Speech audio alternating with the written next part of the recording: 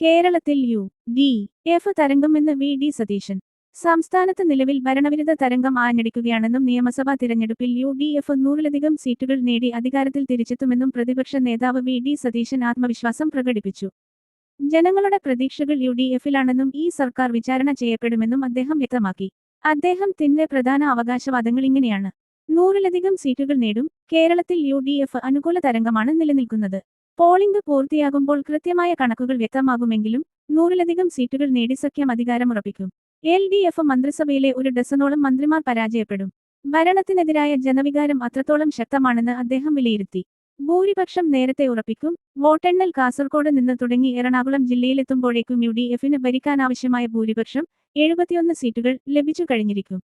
വടക്കൻ കേരളത്തിലും മധ്യകേരളത്തിലും വലിയ മുന്നേറ്റം പ്രതിപക്ഷം പ്രതീക്ഷിക്കുന്നു. ജില്ലാതല വിലയിരുത്തലുകൾ ഇങ്ങനെയാണ്.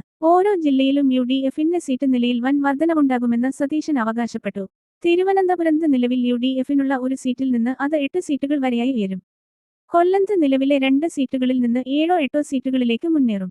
കോഴിക്കോട്ട് 30 വർഷത്തിന് ശേഷം ജില്ലാ പഞ്ചായത്ത് പിടിച്ചെടുത്തത് ജില്ലയിലെ വലിയ രാഷ്ട്രീയ മാറ്റത്തിന്റെ സൂചനയാണ്.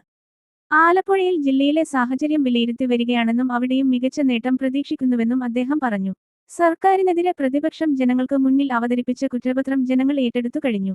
ജനങ്ങളുടെ മനസാക്ഷിയുടെ കോടതിയിൽ ഈ സർക്കാരിനെ വിചാരണ ചെയ്യുകയും വോട്ടിലൂടെ ശിക്ഷിക്കുകയും ചെയ്യുമെന്നും സതീശൻ പറഞ്ഞു.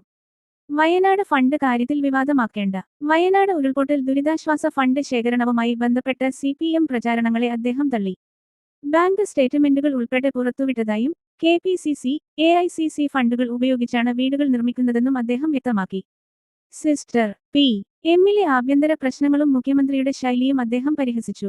കോൺഗ്രസിനെതിരെ കുത്തിത്തിരിപ്പ് ചോദ്യങ്ങൾ ഉയർത്തുന്നവർ എന്തുകൊണ്ടാണ് മുഖ്യമന്ത്രി പിണറായി വിജയനോട് അത്തരം ചോദ്യങ്ങൾ ചോദിക്കാത്തതെന്ന് അദ്ദേഹം ചോദിച്ചു. ഒരു ടീം എന്ന നിലയിലാണ് യു.ഡി.എഫ് താഴെത്തട്ടിൽ പ്രവർത്തിക്കുന്നത്.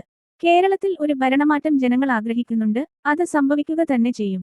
വി.ഡി. സതീശൻ പറഞ്ഞു.